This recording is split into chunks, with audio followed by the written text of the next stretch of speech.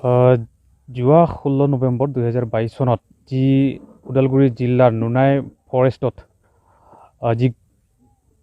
forest কৰ্মীয়ে অৰ্থাৎ বনকৰ্মীয়ে গুলীচালনা কৰি যি 3জনকৈ মানুহক হতাহত কৰিছিলে তাতে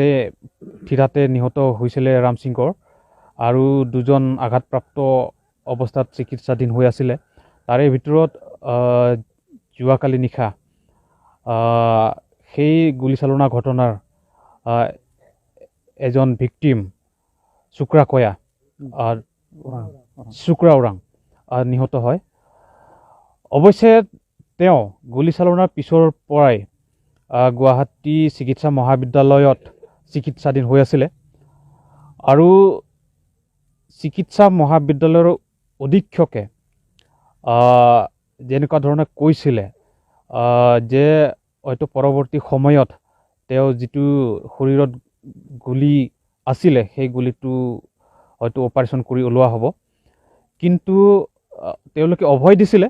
যে গুলি থাকিলেও অন্তত বৰ বেছি অসুবিধা নাই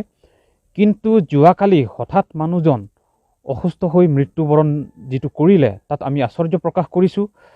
গুৱাহাটী চিকিৎসা মহাবিদ্যালয়ত চিকিৎসাধীন হৈ থকা অৱস্থাটো অধীক্ষকে অভয় প্ৰদান কৰাৰ পিছতো মানুহজন যে ঢুকাল ইয়াত আঁৰত কিবা ৰহস্য আছে নেকি গতিকে আমি প্ৰথমতে যি 16 নৱেম্বৰ 2022 চনত যি গুলীচালনা কৰিছিলে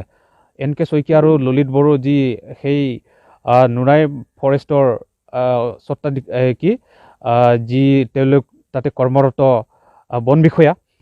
গতিকে প্ৰথমতে আমি তেওঁলোকৰ ওপৰত এতিয়ালৈকে চৰকাৰ তথা প্ৰশাসনে কোনো ধৰণৰ বিহিত ব্যৱস্থা নোলোৱাটো আমি দুৰ্ভাগ্যজনক আখ্যা দিছোঁ আৰু ইয়াত গভীৰ ষড়যন্ত্ৰ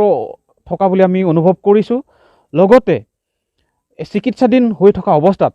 অৰ্থাৎ মানুহজন অৱশ্যে আজি কৰঙনত গুলীবিদ্ধ হৈ আছিলে আৰু সেই গুলিটো অপাৰেশ্যন কৰি দিয়াৰ ক্ষেত্ৰত চিকিৎসা মহাবিদ্যালয় যি গাফিলতি কৰিলে অৰ্থাৎ আমি ক'ব খোজোঁ যে চিকিৎসাৰ ক্ষেত্ৰতো কিছু গাফিলতি হৈছে গতিকে প্ৰশাসন লগতে বন বিষয়া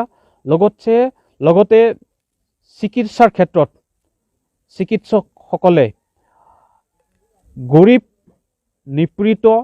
সাধাৰণ লোক হোৱা বাবেই তেওঁলোকে তেনেই চৰম অৱহেলা কৰিলে যাৰ কাৰণে এই শুক্ৰা